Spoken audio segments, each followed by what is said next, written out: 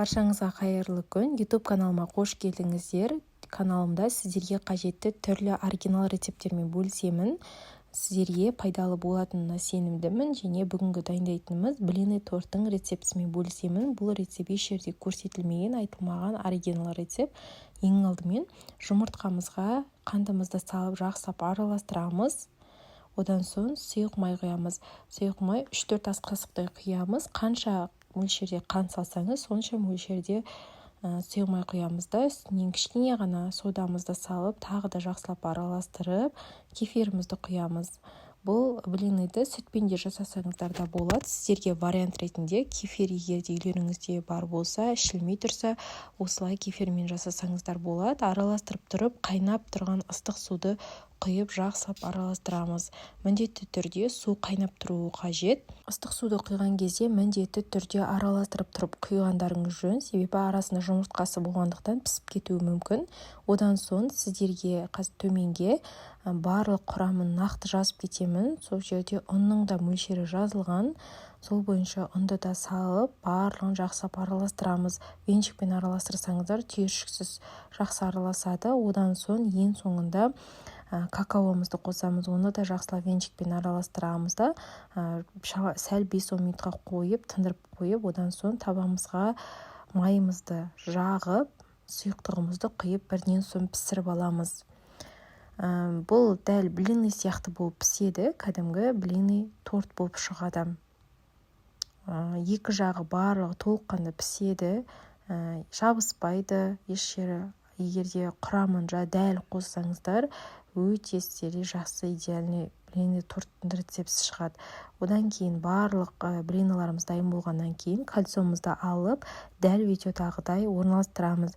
Және де қыздар ең астыңғы бөлігіне мен көрсеткенде 2 блиныды қабаттап қойғандарыңыз жөн. Себебі крем жаққан кезде астына жұқа болып қалуы мүмкін. Енді кремнің рецебін сіздерге төменге жазып қоямын. Барлығын миксерлеп, осындай крем шығарамыз.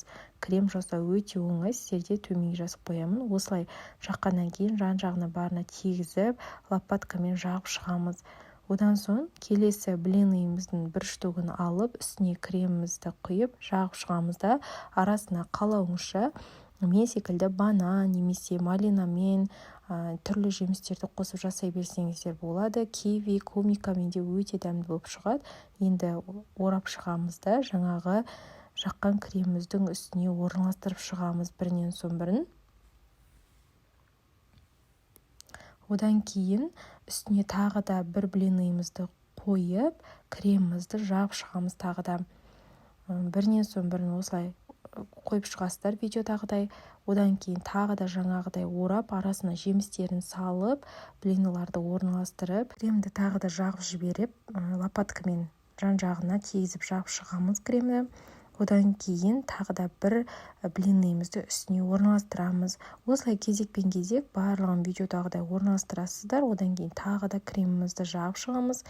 Өте оңай дайындалады. Міндетті түрде дәл осылай дайындап көріңіздер. Одан соң қалауыңызша жаңағы айтқанымдай түрлі жемістерді қосып жасасаңыздар болады.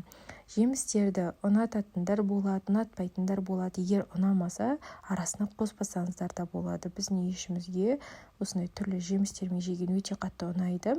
Және де ең соңында осылай бетін әрлеп, блиныларымызды бетіне жауып шығатын боламыз. Блины тортымыз осымен дайын. Дайын тортымызды 1 сағатқа холодильникке дәл осылай кальциясымен қойып қоясыздар. Алдын ала ертерек алып қоймасыздар, себебі бір-біріне кремі сіңіп, бізде блины торт өзінің қалпын сақтап тұруы қажет. Бетін қалауларыңызша әрлеп ұсына берсеңіздер болады. Кескен кезде де өте оңай, әрі шашырамай жақсы кесіледі. Егерде рецепт ұнаса, парақшама тіркеліп, бір басып, және достарыңызбен де бөлісіп қойды ұмытпаңыздар. Қазақша каналдың дамуына өз үлестеріңізді қосып, сіздерден тек мотивация ретінде лүпіл және достарыңызбен бөлісуді ғана сұраймын. Жаңыңызға ас болсын, міндетті түрде жасап көріңіздер.